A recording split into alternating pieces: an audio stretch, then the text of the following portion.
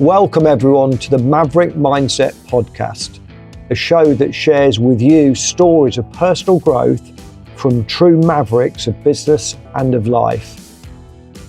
Together, we get to hear from my guests their stories of resilience, courage, success and failure, and understand their purpose and what drives them. And by zoning in on their life journeys, they share their key learnings, advice and perspectives that we can all take away to apply to our lives. Welcome, Shayamal. Really appreciate you coming on my podcast. And I know you've been traveling from India and you're now back in Barcelona and you're off to the States to do a speaking gig. So appreciate you spending the time to come onto the show and speak to my listeners. What's fascinated me when I've done a bit of digging into your background is your own personal journey and how you got to where you are today. And clearly some of the work, or the extensive work, let's say, with sports athletes and how the psychology of performance works in the corporate world as well, in the business world, or in fact in every day if someone wants to improve themselves. So they're the gems I want to try and lift out in the conversation, and also touch on things like emotional connection and how that might work into the workplace, into ourselves, our own kind of self-management. So I think it's going to be a really fascinating discussion / chat. And perhaps just first, give us that potted history of your incredible life journey, because it has been a journey, hasn't it? It has been. Firstly, thank you so much, Rick, for inviting me. I've been looking forward to this conversation for a few weeks now as we prepared and exchanged emails. Yes, my life journey has been quite interesting, speckled with lots of highs, lots of lows, different moments of introspection and reflection. But I have to say right up front, there was no master engineering in this whole thing to get me to where I am. It was literally reading the science, trusting the universe, flowing in certain direction and seeing where I've been pulled. And everything started, I'm South African for the audience listening. I grew up in a small town called Durban on the east coast of South Africa, KwaZulu-Natal. I grew up in a family that was very, very spiritual, very religious. So we're grounded. We have 4 generations of vegetarians. And I wanted to become a professional athlete like most young kids in some shape and form. Unfortunately, I was growing up in the midst of what was called the apartheid era, which was institutionalized segregation of people of color. So little did I know that you could play sport as a young child, but if you wanted to turn pro, there wasn't much opportunity. When Mandela got freedom in 1994, we introduced something called the quota system, which meant that only one person of color could represent a national team. And we saw that play out in many facets. That was the first thing that shifted my direction from realizing that I can't play, but I wasn't ready to give up a career in sport. So I chose to study sports science. And I did that. I went on, did an honors degree in sports and exercise science. I was coaching elite athletes, Rick, from the time I'm 19 years old. I went to the Olympics, the World Cup in 2003 with the Indian cricket team. I came back and I applied for a position with our South African national team, had all of this experience, qualifications. And once again, I was put aside. They hired someone from a completely different country who had no experience or exposure in that. And then I was a little disgruntled with that. So what happened was I decided to take a sabbatical from working and coaching professionals, and I moved and I lived in a monastery for 4 years. Wow. I was in a massive shift. Massive shift, and it happened very inorganically in the sense that, I was I was struggling. I needed a change. I went to the only place I was feeling safe. It was supposed to be a day or two, and it just extended and rolled on. And before I knew it, a month rolled into a year rolled into sort of 3.5 years. And close to 4 years, I decided to start living in there. Whilst I was living there, I still worked with a lot of professional athletes. I traveled with the South African Davis Cup team. But that time was very pivotal in my life because it taught me, before that moment in time, Rick, I was focused everything externally. When I moved into the temple, it taught me spirituality teaches you how to channel all your energy internally. It teaches you how to take accountability and responsibility for every single thing happening in your life. It teaches you how to become hyper aware of everything. And remember, awareness is recognition. So what you recognize, you can shift. That's the primal concept around all spiritual practices, is awareness to build recognition. And at that moment in time made me acutely aware of the power of the mind. Before I entered the temple, I was thinking the body is the primary driver for performance, because I was always in performance. When I got in there, I realized that the mind is controlling the body. They're two independent variables that work dependently upon each other. But the mind and the different aspects of the mind is actually the white elephant, is actually the driver of everything. And I started to deep dive in that. I went and did a master's in psychology with a specialization in childhood trauma. And then I did a second master's in the United States with a specialization in team dynamics, in organizational and industrial psychology. And that's where the pivot started to happen, where I started moving more towards psychology, understanding the granular aspects of performance, of how it works. I started to understand the relationship between longevity and performance, which we should touch on. Very, very distinctly different. I started to understand the toxicity around peak performance as well. It's a very toxic, I wouldn't say a toxic world, but it's a toxic mindset, because you are completely being numb to all of the variables around you, singularly focused on one particular goal, task, sacrificing everything. That requires a special type of mindset to cultivate. And I understood very interestingly the parallels between business and sport. And where I was really fascinated, which made me pivot about 15 years ago into sport, was in sport, we play a finite rules game, which means you know when it starts, you know when it ends, you know what the rules are, you know what you need to do to win, you know how good your competitor is. Everything is fixed, and you still have to perform, and it's a meritocracy. And we were spending ample amount of time and energy in understanding that science of peak performance internally and externally. And then I looked at business, and I'm saying business is an infinite game. You don't know where your competitor is. You're not playing by the same rules. You are operating with different core values and different metric systems. People are not starting at the same place in terms of the resources they have. You could be a new company competing with a company that's 50, 60 years old. You could be a 10-employee company competing with someone who has 10,000 employees. So I said, with the variables so undefined in business, surely they should be more focused on the internal and external drivers to performance. Yeah. But I found that we didn't put enough of a magnifying glass on that. And that was what really fascinated me, was what is it that drew cognitive attention so far away from the reality of the variables that drive performance, to the point that they couldn't see granular mistakes that were occurring on a day-to-day basis. So that's where I am, and it's been a beautiful journey. I've traveled on the ATP tour, I've been to 3 Olympic Games, I work with PGA players, international football teams, coach unicorn founders, hedge funds from the Valley all the way to India. And it's been a beautiful journey. Well, thanks for that intro. And for me, there's a couple of things in there. That whole spiritual awareness piece, and we'll probably come back to that a bit later. The starting point, I guess, in my mind, when I look at your skill set and your experience, and then my life in business, and a lot of the listeners who are entrepreneurs or wanting to get into business, there must be some non-negotiables, as you would say, if you want to be successful. And what would they be in your mind, Shayamal?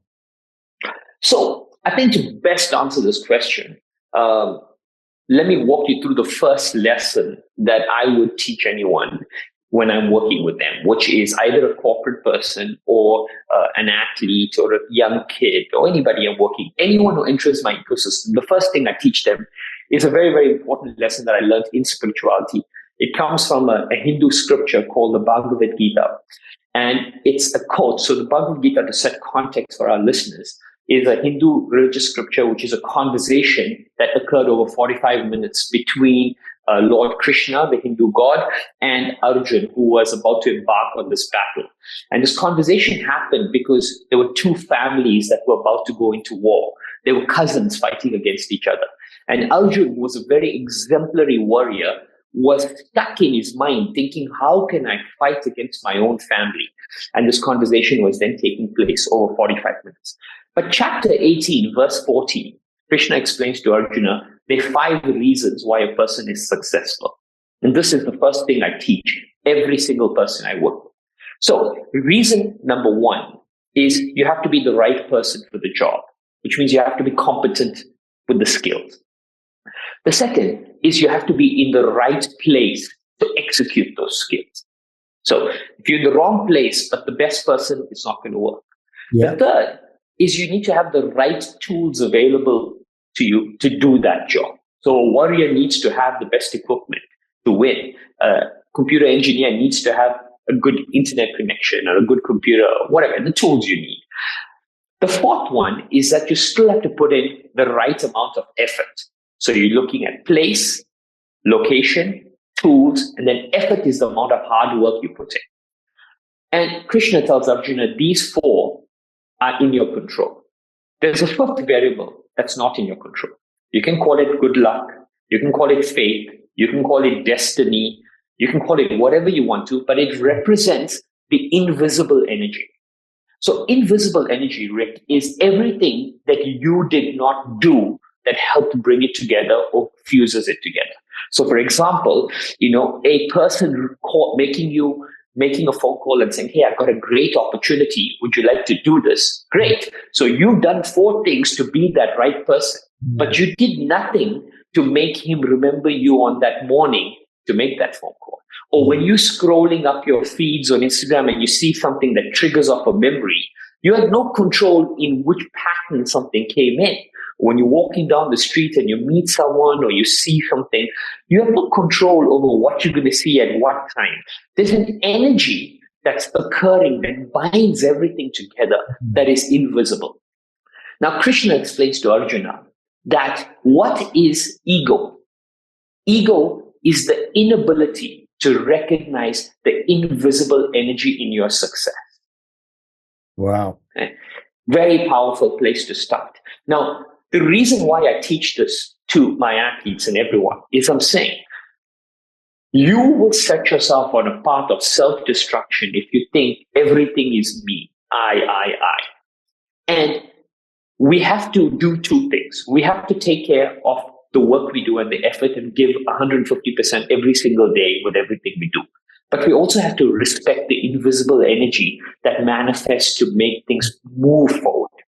And most of the time, my working relationship with people ends not when they cannot pay me. It ends when a person has the inability to recognize the invisible energy. When they start to take things for granted, when they start to disrespect people, all of that. So the first non-negotiable for me is respect for the invisible energy. When you start to see it, then something happens in you, which is the cultivation of humility. You become humble. Humility means we stay closer to the ground. Closer to the ground means you're able to hear all of the vibrations. And humility for me is the foundation of learning. And that comes to the second non-negotiable, which is that irrespective of how long you're working in a field, you have to always think of yourself as being a student of your art. Always on that process of learning, always moving towards being that student. So being a student and respecting the invisible energy are the first 2 non-negotiables. Okay? Yeah. Then I go into the other granular aspects of it, which is, and I break it down into 3 different components as such, which is an interesting model. The first I'd say is competence. Okay? Yeah. Competence means that you need to have the academic knowledge and the practical experience of how to apply those skills. That's what builds competence. So I tell all of my people that I'm working with, whether it's 30 minutes a week or 5 hours a week, there needs to be a fixed amount of time dedicated to improving your knowledge base in a specific field. Competence. The second one is confidence, but not confidence that comes from motivation, not from a motivational person standing by you saying you're the best. The confidence that comes from repeating a process over and over and over, failing, learning from each failure, developing what we call mastery. There's a type of confidence that's linked to mastery, where you understand your ability to execute a skill in any environment perfectly. That confidence is what needs to be built. So through the process of repetition. And the third non-negotiable is something most people in the corporate world take for granted, is conditioning. It's having a healthy body, which is the vehicle for everything. So for example, I ask people, I say, if you would like to build a unicorn, for example, a company from scratch to $1 billion, the first question I ask them is, how long realistically do you think it would take you to build a unicorn from start to finish? Most people will average saying, in 10 years' time, I think I could get a unicorn. Statistically, that's an underestimation. It takes on average between 14 to 17 years before the person actually crosses the first billion threshold. Okay. But anyway, working with 10, the question you should ask yourself is, what am I doing on a day-to-day basis that's going to ensure I can work between 8 to 10 hours a day consistently for 10 years? Right? Only if you have a body healthy enough to be able to repeat that process is the goal of being a unicorn going to manifest itself. The conditioning is critical. In the world of professional sport, these three things come together to give you something else, which is called composure. Composure is the ability to have a still mind, to be able to recognize all of the variables at the height of pressure. So what the conditioning does, and what the confidence does, and what the competence does, it ensures that you get to the pivotal point in the game, in the matter, in your life, to that elevator pitch where you can actually make a difference. Getting to that point, getting to the end of the road is part one of the journey. Crossing over the line is part two. It's the composure and the stillness at that end of the journey that's going to ensure how you transition over. Okay, so most people don't break it down in these two components. So when I'm looking at non-negotiables and I'm looking at performance metrics, I break things up like this. I said, if you think what you do just to get there is what's going to get you over the line first, you're sorely mistaken. And everything comes down to lifestyle. Non-negotiable are lifestyle things that have to happen every single day on repeat. And do you think as well, just kind of thinking around that, Shayamal, is that also encompassing the law of attraction? So when you are in the right mental, physical zone, if you like, you, by some law of nature or energy, attract the right things towards you because you're in that zone? Absolutely. There's no two questions about it. In the spiritual realm, we say like attracts like. So the energy you put out will attract the energy that you receive towards you. In the physical world, opposites attract. So you're looking at negative and positive polarities coming together. But in the spiritual world, like attracts like. This is a very, very important philosophy to understand, which is why it's so important to cultivate a certain energy type, push out that energy. And what you'll see is that the more you resonate in that, it starts to develop your ecosystem. There's a beautiful word called ontological conditioning. Ontological conditioning is what we push out starts to mold our environment, and then our environment starts to reflect that back on us, which molds us.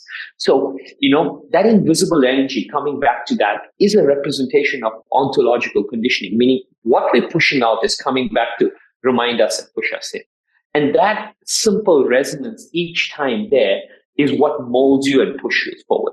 And, there's always these misrepresentations in graphs where they look at success like this, like this graph with its ups and downs, but it's going up very gradually. And then they're saying even down, we have this 2D representation of even a company on a stock market's graph going like that.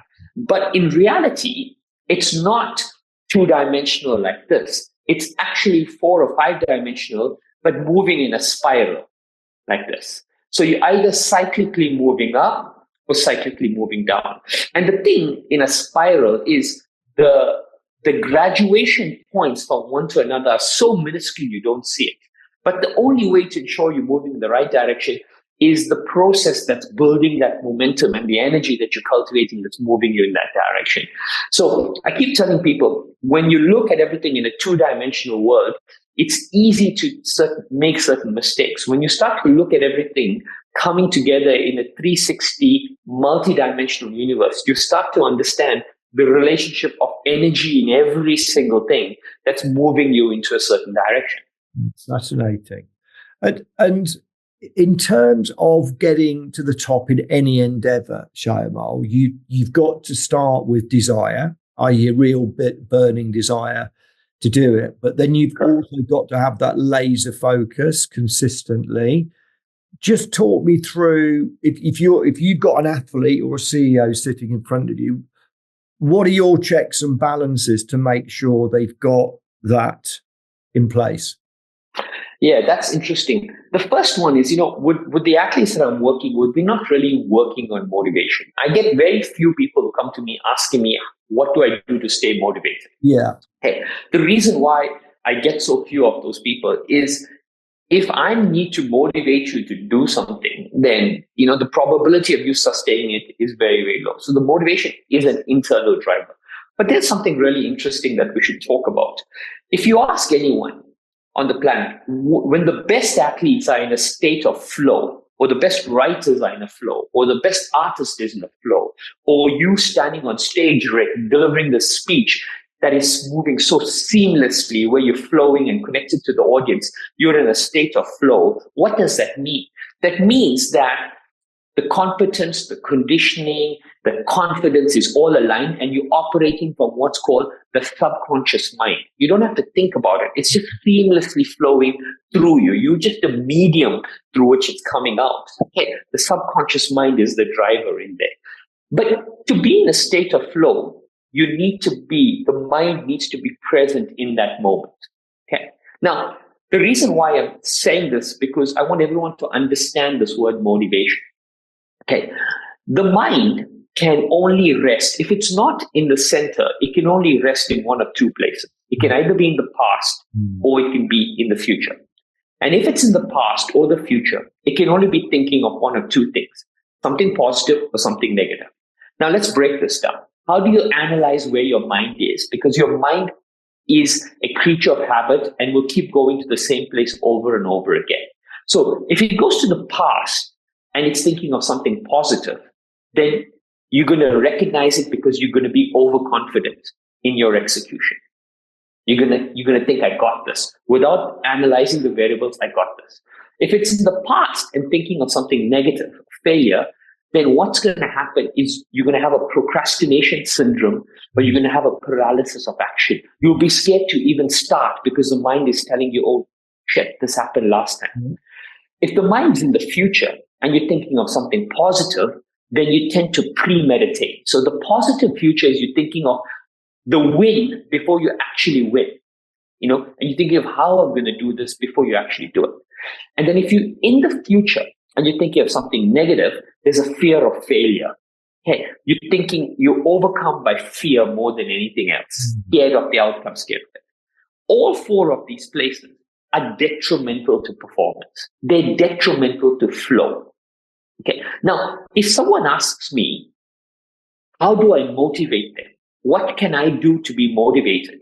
The only way you can motivate a person is to move the mind to the future about a positive outcome, isn't it? Now, if I move the mind to the future, I've moved it away from the current. And if I've moved it away from the current, I've sabotaged flow. Right. Because flow can only happen there. So when someone's looking for motivation, I keep telling them, you're looking for the wrong thing and the result's not going to manifest, because the result will take care of itself. The question we should be asking is, what should I do to remain more laser focused in now? And how can I hold my mind present here? That is the first prerequisite. That's the first fundamental variable, is how do we hold our mind in the midst of what we're doing for execution? Because that is the only thing that's going to sort of guarantee success in some shape or form. Wow. So the athletes that I'm talking about, like I said, we don't need motivation. We train the brain to constantly focus on what we need to do. The desire as such comes from internally. It comes from drive. It comes from ecosystem. But do not negate the power of the ecosystem. Every single thing happens because of the ecosystem in there. One word that comes out very often in sport is failure. How do we bounce back from failure? The only way you can bounce back from failure is if your ecosystem doesn't allow you to think about it. So athletes have this terminology called fail fast, which means if you make a mistake, you move on quickly. The first thing we do when I'm doing with my athletes is every time they make a mistake, I make them put their hands up and say, yay! I make them celebrate. I celebrate a failure. Why? Because I'm telling them failure is a window that shows you where you need to focus your energy. Right? So if something has shown you where you need to channel your energy, why should you view it negatively? Why should you be upset with it? So what we try to do through neuroscience is every time we make a mistake or every time we have a failure, we try to do certain body language changes, verbal changes, vocal changes that make that a celebration as opposed to a deep reflection and something that knocks you back. So for example, just raising your hands up here is uplifting your energy. As soon as someone makes a mistake, you find my athletes will run to them. The first thing they do is they lift their chin up. They lift their chin up is a sign of confidence. They push their shoulders back. Simple gestures have become very habitual to reframe failure as a positive way to look at certain things. So these are the simple things that we stack up in the world of athletes to help them reframe failure, reframe desire, reframe motivation.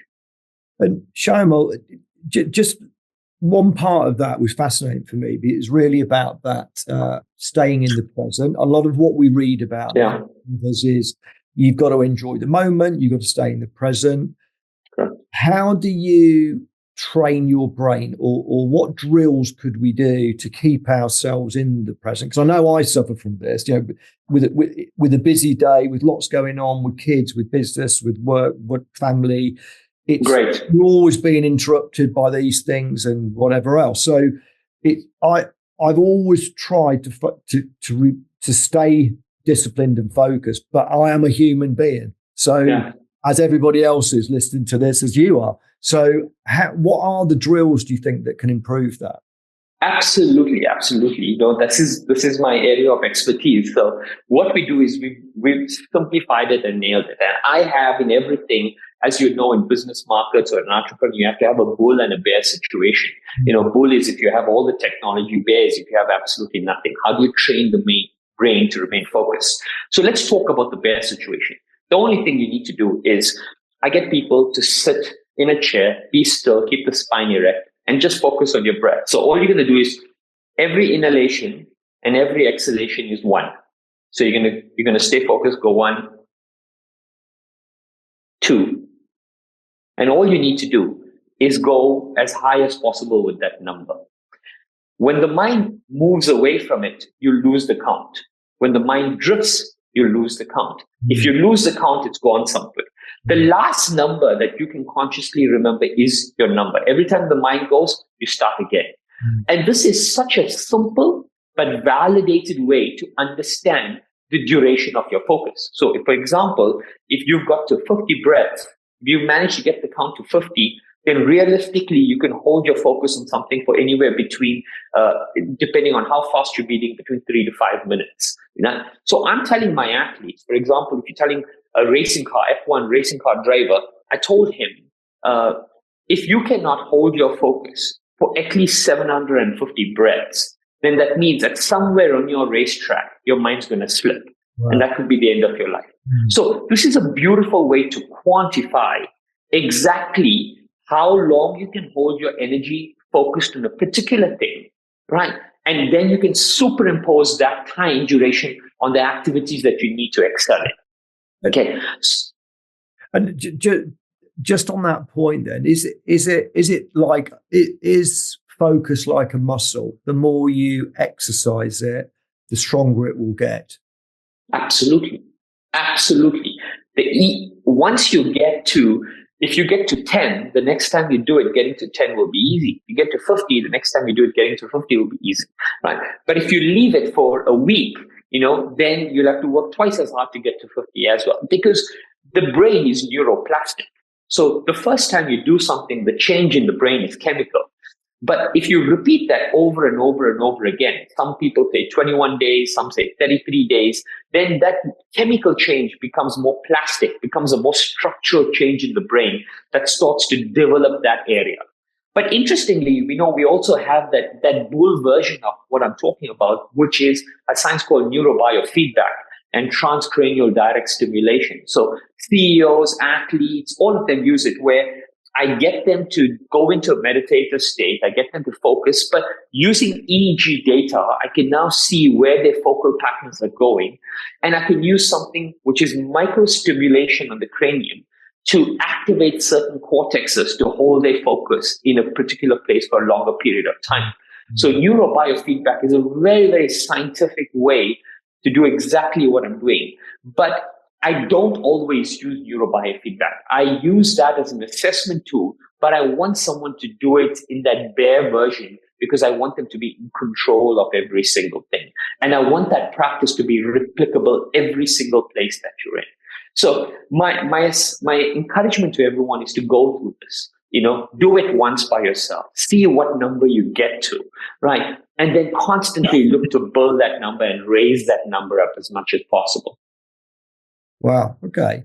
And one of the things that resonated, I was reading through, I think it was actually a YouTube video you'd done, and I thought was really relevant to touch on in our discussion now, is strategy versus execution. Now, in my own world, as someone who's in business, you make a plan, you're competent and clever enough and focused enough to make that plan. You've got enough experience generally, but it's the execution of that plan which is so important. And I think one of the things to understand would be, how do you go from having something written down where, let's say, your team sign up to, that makes sense, that is motivating, that is energizing, and then you've got to actually go out and execute it, because there's a difference between setting goals and achieving goals. It's a different set of dynamics, isn't it? I just wondered if you could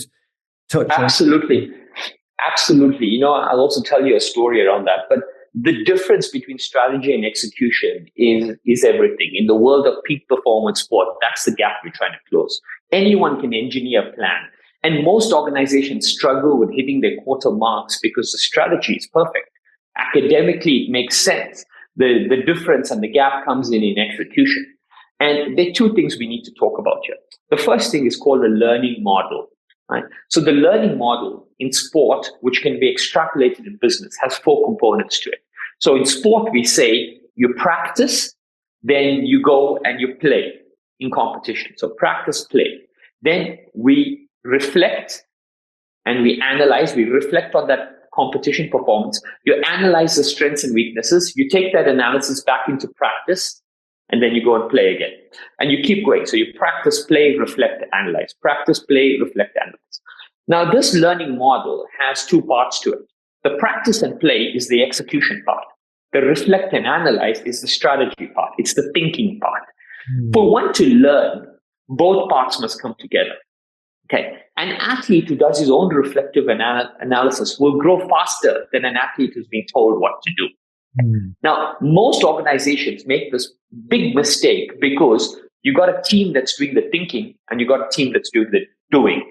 And the doing people are making the mistakes and the thinking people are trying to course correct.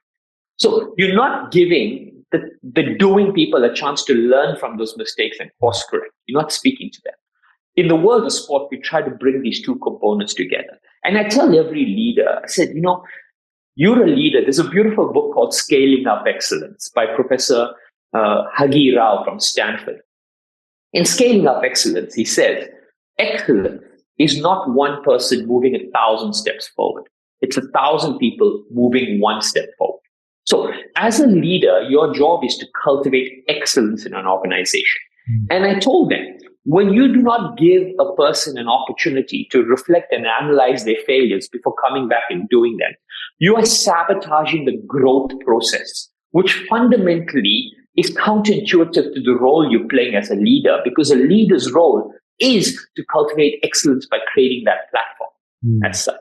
So, the first thing we must understand, like I said, is that role of, that learning model as such.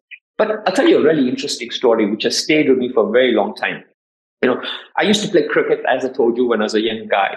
And I was playing one particular game, and, the game had come right down to the end, and I was batting, and we needed something like 20 runs off about 6 balls as such. And I was batting, and the fast bowler was bowling, and I played the shot where I tried to just flick it over the keeper. And I did it the first time, it went for 4. Second time, it went for 4. Then carried on going, and then I repeated it the third time as well. So 3 times in a row, I got 4, and we actually went on to win that game. And my coach came to me at the end, and I thought he would be absolutely elated. And he said something interesting to me. He says, I know you're happy that you executed that and you won. In my heart, I'm happy, but I also wish you failed. So I said, what do you mean? You're my coach. What do you mean you wish I failed? I said, because you have never practiced that shot. Okay. And right now, your success is ratifying the fact that without practice, you can go and try something in the world. And that is a lesson that if you hold on to, is going to be the reason you fail. Right? So he says, when I'm saying that I wish you failed, we would have lost this game, but you would have learned something really important. You would have learned that before I try something, I need to trust that process and practice it and get to know it.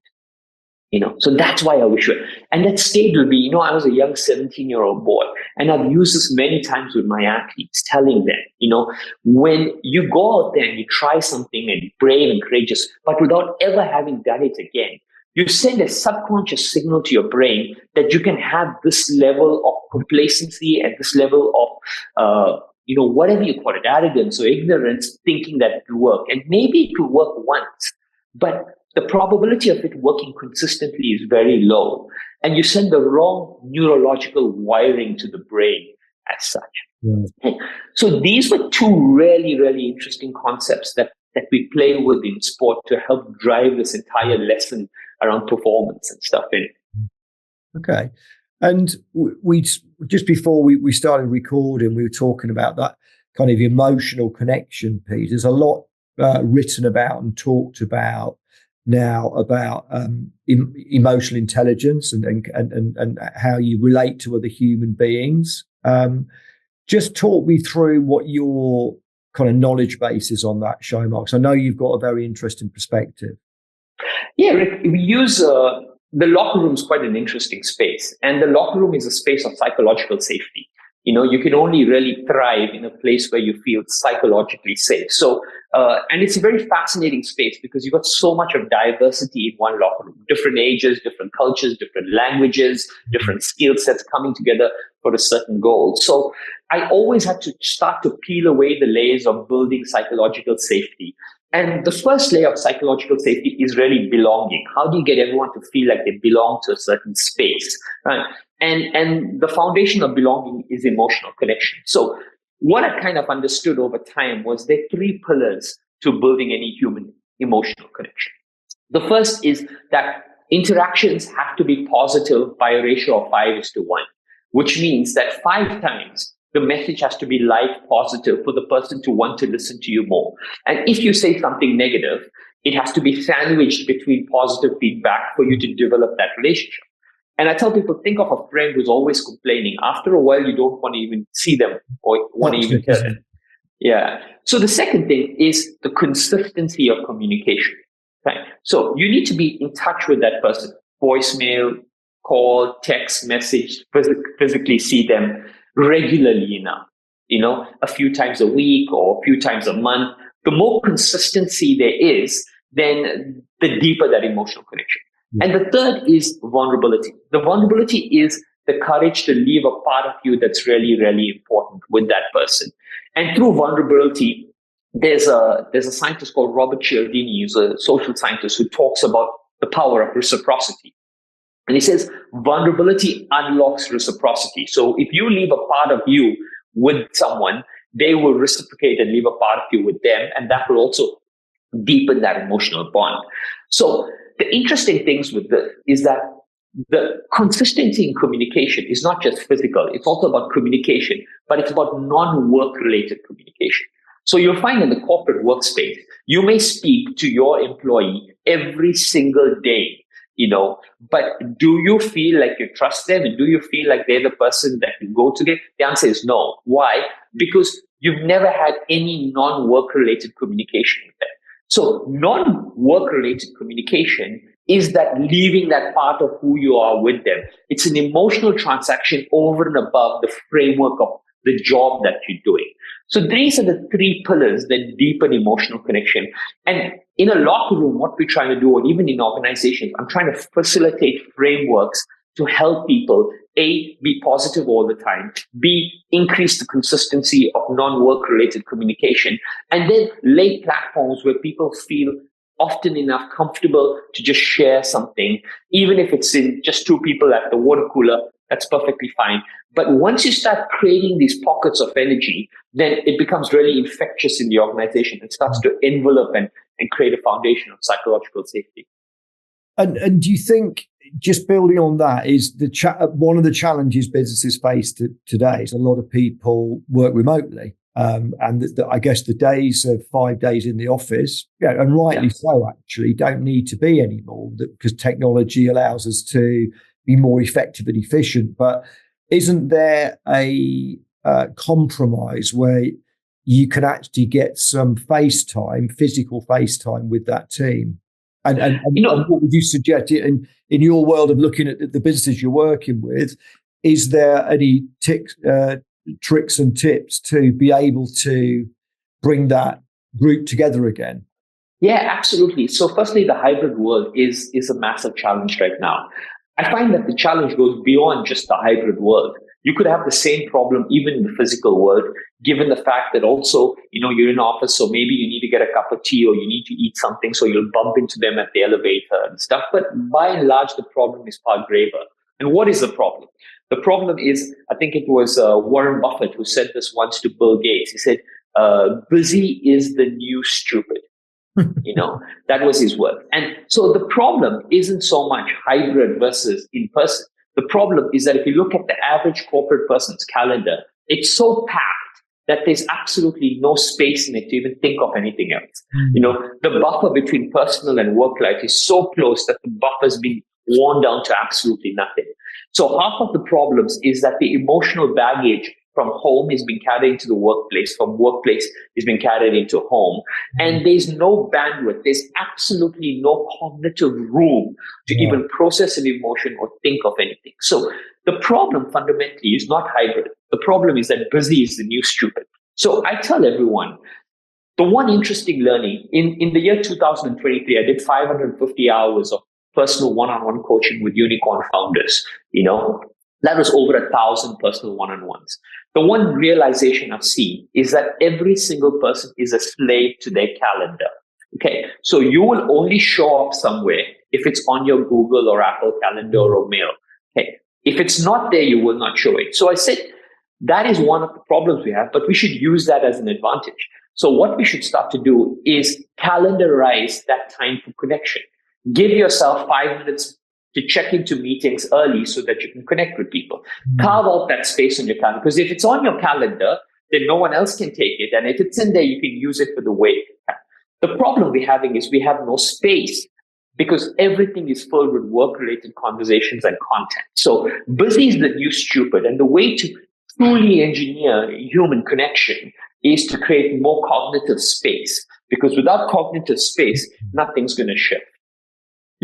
Because I know from my own point of view, you need, when you've had an extremely busy period of time, quite often your subconscious needs to unlock and decompress and unravel all those thoughts and congeal mess that's in your head, and it will do it in the middle of the night because it's got to find time to do it. So unless you which is why people say spirituality or going for a walk in nature is really valuable. It just gets you into a new environment where you're not constricted by your normal mode. Yeah. In spirituality, they say something really interesting. They said, if you're having a conversation, like you and I are having this conversation right now, and if anything I said has resonated with you, then in down, you know that I didn't teach you anything. All this conversation did was activated what's called an innate subconscious learning, which means that knowledge and that wisdom was at a cellular level, deep and resting within you. All the people and communication and conversations do is they activate it. But the true learnings come in solidarity. They come when you're alone in nature. They come when you're alone practicing your breath work. So the true essence of growth happens when you cultivate that peace and tranquility with being by yourself, and this is a very, very important realization. And as you move higher up that ladder, most CEOs know it becomes a lonely place. So if you're preparing to do everything financially and physically and career-wise, you're doing all of these courses to help elevate you up this ladder, one of the prerequisites, non-negotiables, should be developing that comfort with the inner self, so that when you get there, you also understand how to transition, how to learn, how to even manage that energy. No, very true. Very true, Shayamal. And I'm just wondering, from you as an individual, what motivates you? Yeah, for me, I was initially motivated by the fact that I wanted to play sport. I grew up in the apartheid. Sport in itself should have been very, very inclusive. But I grew up in a time when it excluded a lot of people. So my single heartfelt motivation has been to really constantly work to empower athletes to make sport an inclusive playground. That's been my internal meditation. The American Indians say that the longest journey a person will ever embark on is the journey from head to heart. I explain this in a lot of talks. And we always caught between the head and heart. So my heartfelt motivation is to work to create inclusion in every single ecosystem that I work with. The head also wants me to, one of the transitions of coaching is that you start off by coaching individuals, maybe normal employees. Then you go to coaching CEOs. Then you coach teams in an organization. Then you coach the entire organization. And then you transition up to coaching an entire industry where you're a visionary who sees the forecasts and trends and the risks of that industry and can put in practices to help mitigate those risks. So the way I'm trying to move is I'm now coaching organizations, and I would really love to figure out how to coach industries as such, where you're such a visionary, where you understand exactly where this industry is moving and able to be a futurist, forecasting trends and putting in frameworks that prevent people from going through the usual mental health and burnout problems in that industry. Wow. Well, that's very profound, really, because you've clearly mapped out where you think you can grow and develop, and your type of individual clearly is not one to sit still. You still want to challenge yourself very much, and I guess in your work, you're dealing with people all the time, and looking at how you move them from that bit to that bit, and even beyond. So you probably still learn a hell of a lot from other people around you, even though you've got such deep knowledge. When someone's sitting in front of you, you still got the ability to, and you're still empathic enough to learn. Rick, what you're saying is so interesting. I love people. I love conversation. I told you earlier on, I did 550 hours with CEOs. Here's the other scary statistic. Of those 550 hours, I'd say about 400 of them were done for free. Because I went into an organization and I did a keynote with the whole organization. And then what I offered to the CEO and his leadership team were free one-on-one coaching sessions for him and each person in that team. So 400 of those hours were done for free because of the ramification of an offer I made when I did a keynote. People think I'm crazy. You get paid to speak for 1 hour and then you commit to another 30 to 40 hours of coaching over the period of 1 to 2 months. And the reason why I do that is my greatest learnings come from those intimate one-on-one conversations. And I'm always telling people, I said, most people want to get paid for every single thing that they do. And I ask them, where are you actually learning? I mean, you can pick up a book and you can read a book, but where are you learning about the functionings of human cognition and how the brain is interpreting the various variables? And how are you understanding the nuances of the challenges that people are dealing with? One of the most profound learnings that I had in 2023 was that psychological safety in most organizations is a massive problem. But psychological safety is never eroded from a place of malice. It's always eroded from a place of kindness. The person thinks, I'm doing the best for my team. I'm doing the best for my organization. I'm trying to protect this person. But it's not interpreted in that way. So intention and interpretation has exactly the same gap as strategy and execution, which is eroding safety. So a large part of that work came out from 550 hours of free coaching, where I'm telling people, and through these conversations, I understood that I now have to go into the granular levels of behavior to reframe safety. Yeah, that's quite profound, isn't it? Because I think without talking to all those individuals, you wouldn't have a big enough data set. Landscape. Yeah, exactly. Absolutely. And what kind of information do you absorb? Do you read a lot? You probably do. Do you have favorite podcasts? How do you read round or learn round your subject or life? So I read completely diverse things. So one of the interesting things that I do is, so here's an interesting tip. I do this with all my CEOs as well. So most people want to learn. Most people get caught into this rabbit hole of social media or the internet because why? They're looking for something, but it takes them 40 minutes to find it, and then they have 10 minutes to only listen to it, right? So I said, how do you circumnavigate the 40 minutes you're wasting with rubbish as opposed to that? So I have an EA and I have a team and I have a community where if something's really, really profound, I have a Google Doc where you add that link to. So every time I want to watch something, I go to that link and I just pull out something that someone's referred, as opposed to me screening and scrolling. And I've replicated this with all my CEOs. I said, you create one Google Doc where people you inspired by, or people from your core team, or you think are great thinkers or design thinkers, they have access to this doc. Every time they come across an article or a piece of information or a podcast or a YouTube video that they think is powerful, they add it to that. And you don't scroll the internet. You just go there and you pick out something for 10 minutes and you sort of watch it. So that's the first thing that I'm doing with reading and learning and stuff. The second is, I love reading. I read a hell of a lot. I listen to podcasts. I do it. One book that I currently brought, which I was going to show you, it's called The Art of Possibility. Right? The Art of Possibility is by a gentleman called Benjamin Zanders. Benjamin Zanders was the maestro the conductor at the Boston Philharmonic Orchestra. And he coined a term called quiet leadership. And he reflected on this because he said, I'm the conductor of an orchestra. People come to an orchestra to listen to music.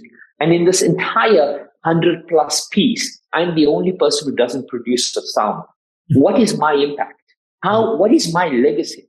And upon reflecting on this, he realized that my legacy is a byproduct of the sound that everyone else produces. And my job is to be that quiet leader that allows their genius and their maestro to sort of flow from there. So I love this book. I read it many, many times because I like to be reminded of what quiet leadership is. Because we live in a world where the idea of leadership must be exuberant, must be external facing, must be loud, must be, and there's so much of power in quiet leadership. And I ask all of my leaders, and I ask myself often, is what is the dance between the moments of exuberance and the moments of stillness and quietness?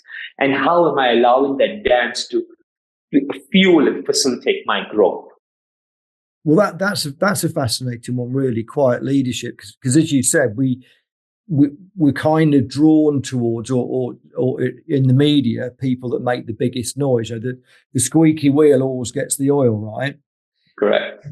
But a lot of the real, key movements in the world or in society by leadership have been by by those who are quite quiet or quite small, diminutive and physical stature, don't have to be this very gregarious character. And I wonder if there's a way.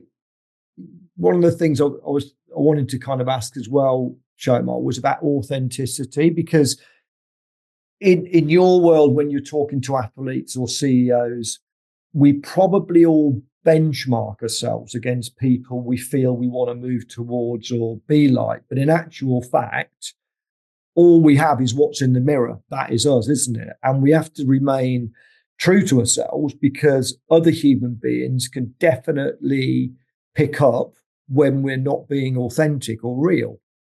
And in leadership, you've got to be, you can't be great at everything. I've tried that. But you do. So you have to realize your weaknesses and not try and work on them, make them stronger, but also play to your strengths. But you've got to be yourself. You are your own personality, aren't you? You're absolutely 100% right.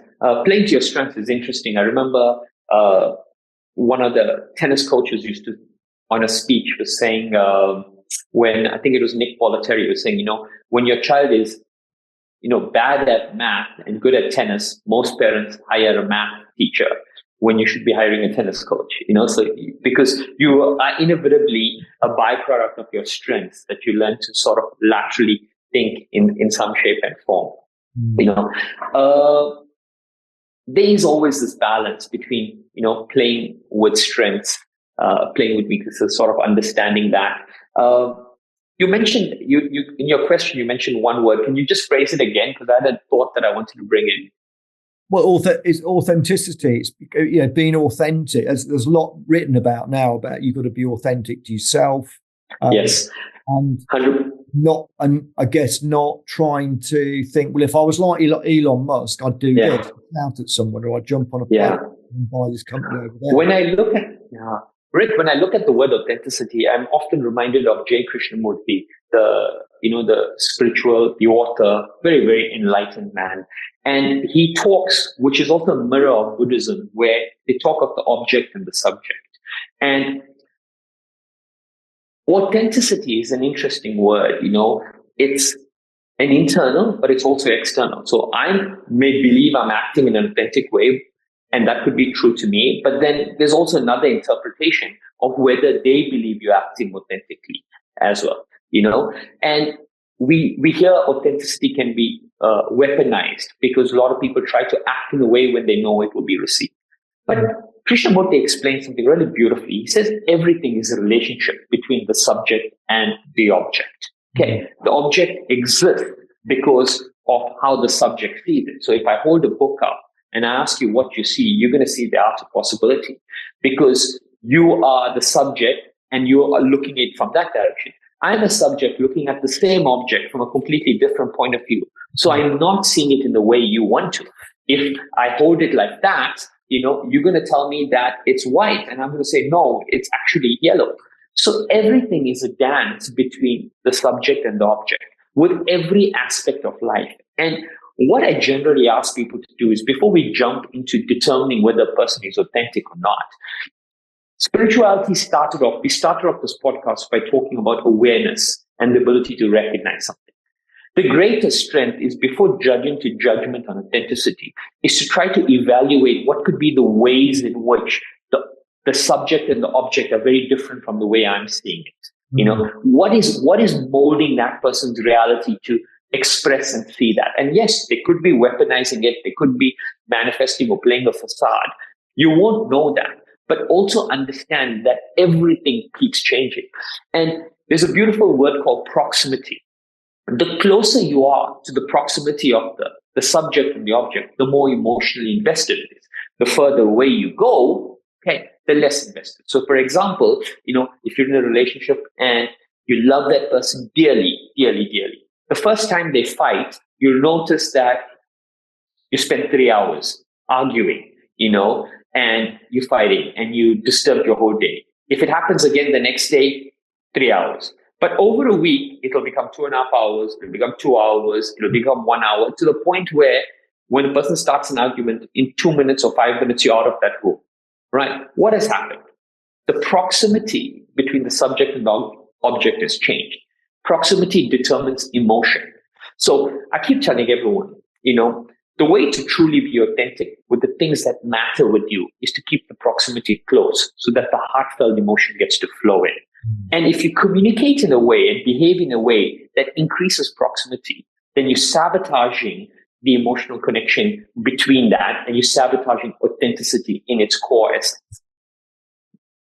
Look, Shayamal, I could talk to you for hours. There's so much in that, what we've discussed today, that I need to go away and cogitate on and put in the show notes and find a way of, further understanding. I mean, some of the stuff in there has been great around peak performance, the whole piece about confidence, competence, composure. I really like some of that area on spiritual awareness. And then when we talked about kind of strategy versus execution, that's a big piece for everybody, no matter if it's sport or certainly in business, and how to get to where you need to go.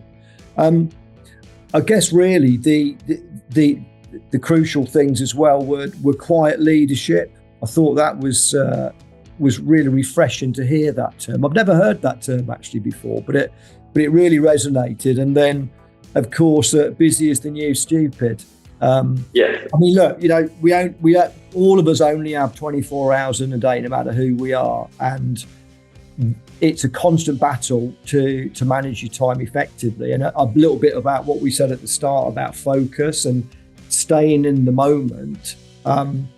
It's a muscle that needs exercising. Absolutely. Yeah, I think we covered a few powerful concepts, and if people take one or two of these and just apply them in their lives, I think they'll see really, really powerful gains, at least in focus, in mental cognition, and that will translate, if you trust the process. It'll translate into growth. I loved it. It's been an absolutely powerful and fascinating conversation. Thank you very much, Shayamal, and I'm sure there'll be a round 2, round 3 at some point, but I really appreciate the time and the value you've given. Thank you very much. Thank you so much, Rick.